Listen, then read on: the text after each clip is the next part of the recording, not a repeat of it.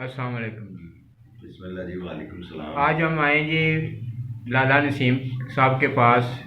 इनसे जानते हैं कि बाबा शाह नूर के क्या अच्छे एक पैगाम हैं उनके, जो उन्होंने इधर इतनी देर मसलों के वो हाज़िरी रखी, और उनके मतलब हम लाला नसीम साहब से आज बात करते हैं। तो अस्सलाम वालेकुम लाला जी। बिस्मिल्लाह जी, वालेकुम सलाम। जनाब अमजद साहब, मुझे 1993 में हज़रत बाबा सादक साईं सरकार मिले जी उन्होंने मुझे दावत दी। जी मैं गलत रास्ते पे जा रहा था, वो मुझे मिले, उन्होंने मुझे देखा बैग से, फिर उन्होंने मुझे बुलाया कि इस बंदे को बुलाओ। जब मैं उनके पास आया तो वो मुझे दरवेशी के रूप में मिले, और जब मैं उनसे मिला तो जब उन्होंने मुझे गले लगाया तो मैं मौन सा हो गया। मैं सख्त तबीयत का एक आदमी सा था।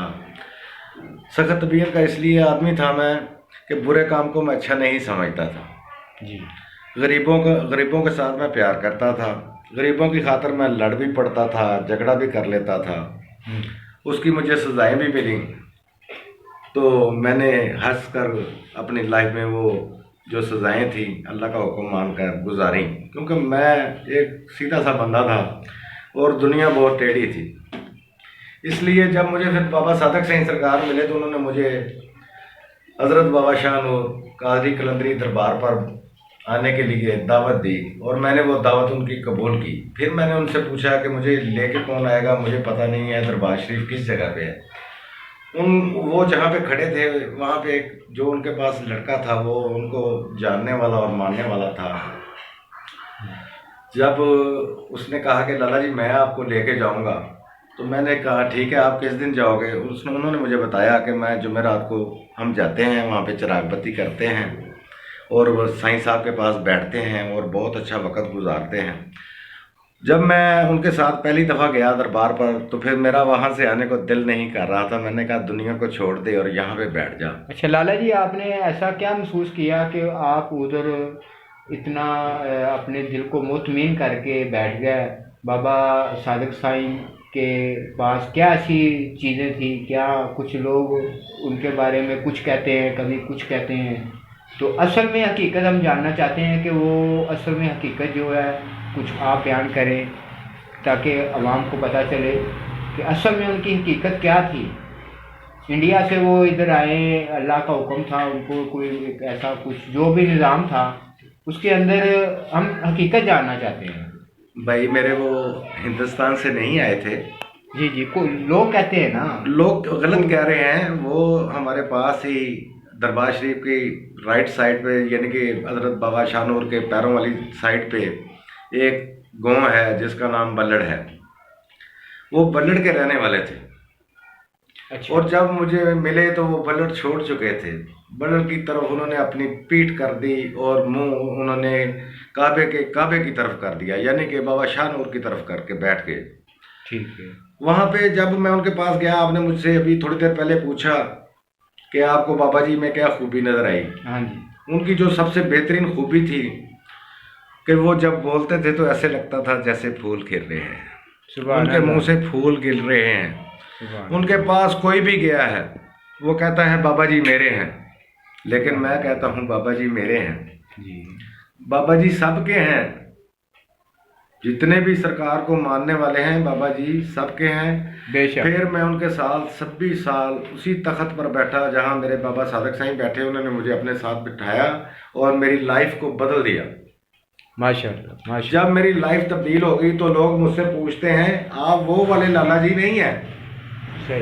अच्छा, मैं आपकी ज़िंदगी में चेंजिंग आनी शुरू हो गई जब आप उधर बाबा साईं के साथ बैठे हैं? जी आपकी पहले की तबीयत और बाद की तबीयत में बहुत फ़र्क पड़ गया? जी भाई, ऐसा ही हुआ कि मेरे अल्लाह पाक ने मुझे गलत रास्तों से रोक दिया और एक अल्लाह के वली के पास बैठने का मौका दिया।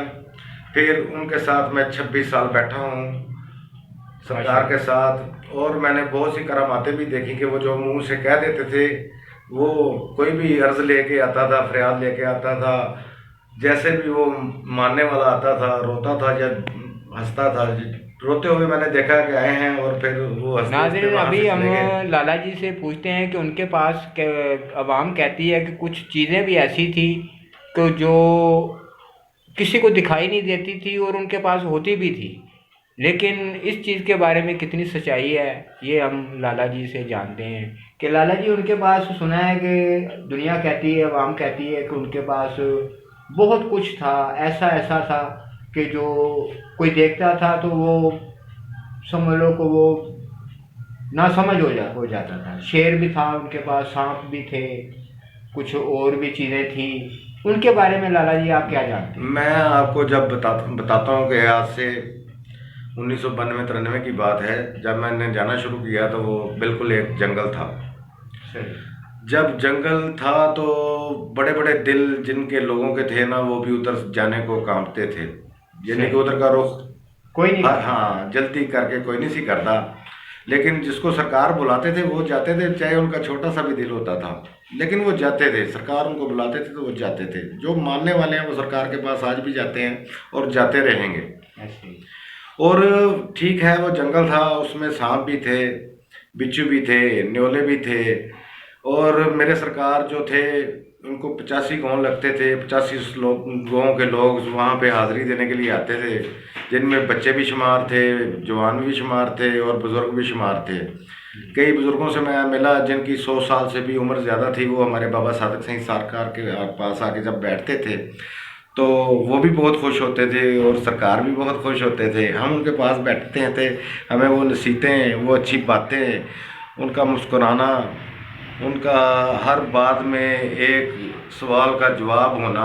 आपने 10 बातें की, उन्होंने एक ही बात में आपका 10 बातों का जवाब दे दिया। और वो ऐसे लाजवाब आदमी थे, सुभान अल्लाह, अल्लाह के वली थे वो।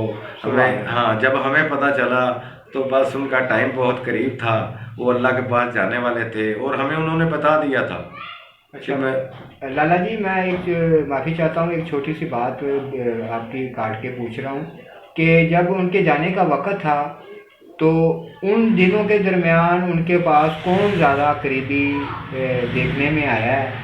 तो उस शेर के मतलब भी कुछ आपने अल्फाज बताने हैं कि जो उनके पास शेर था और उनके जाने के बाद वो सुना है कि शेर वो उधर से गायब हो गया, या क्या माजरा है वो? भाई मेरे, वो जो शेर था ना, जी। वो बाबा सादक साईं सरकार का नहीं था। अच्छा। वो हज़रत बाबा शाह नूर का था। बाबा शाह नूर बहुत बड़ी हस्ती हैं। बेशक बेशक। बाबा शाह नूर के वालिद का दरबार हाई कोर्ट के अंदर मौजूद है, जो कि आज भी वहाँ पे बोर्ड है, जिसकी दाढ़ी से वो मस्त रहते हैं सारा दिन।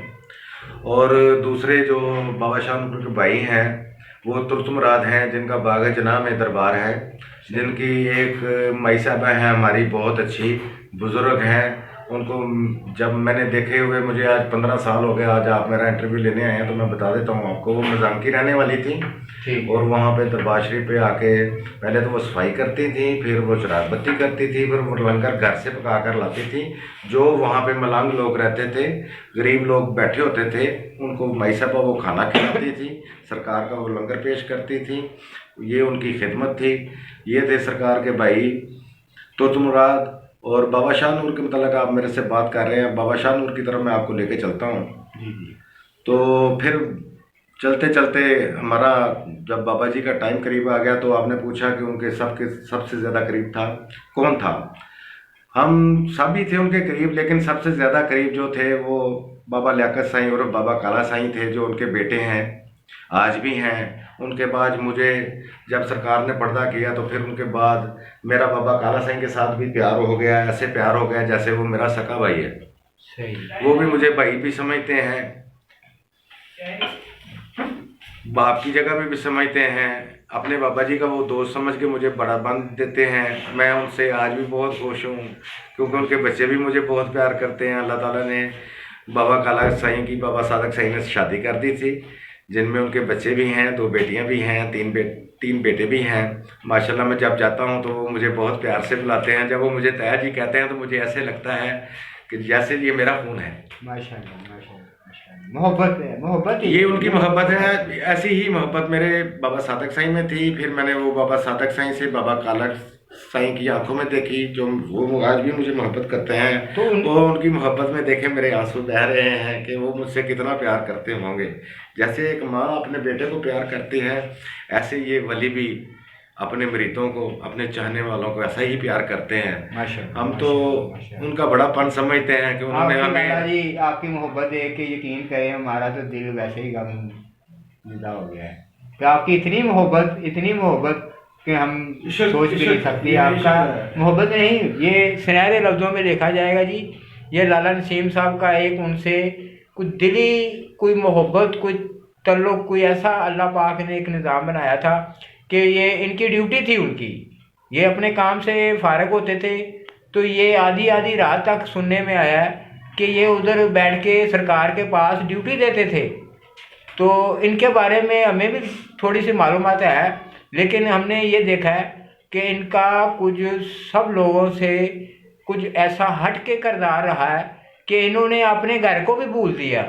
ये उधर बैठे रहे बाबा जी के पास, उनकी अच्छी अच्छी बातें सुनते रहे, उन पे अमल करते रहे, और उनके बाद जो और भी मामला को संभालते रहे, और जितना इनसे हो सका है इन्होंने बहुत ही ख्याल किया है उस नेक हस्ती, पाक हस्ती का।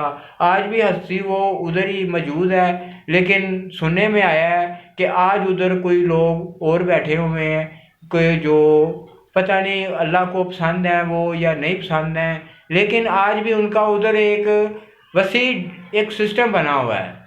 तो दुनिया तो वैसे ही आती है जाती है, तो अपना एक दरबार के लिहाज से दुआएं करती है और अपना इबादत करती है और अपने फिर वो मकाम को चले जाते हैं। तो लाला नसीम साहब से अब हम आखिरी बात ये पूछेंगे कि कोई अच्छे कुछ चंद अल्फाज जो आप उस नेक हस्ती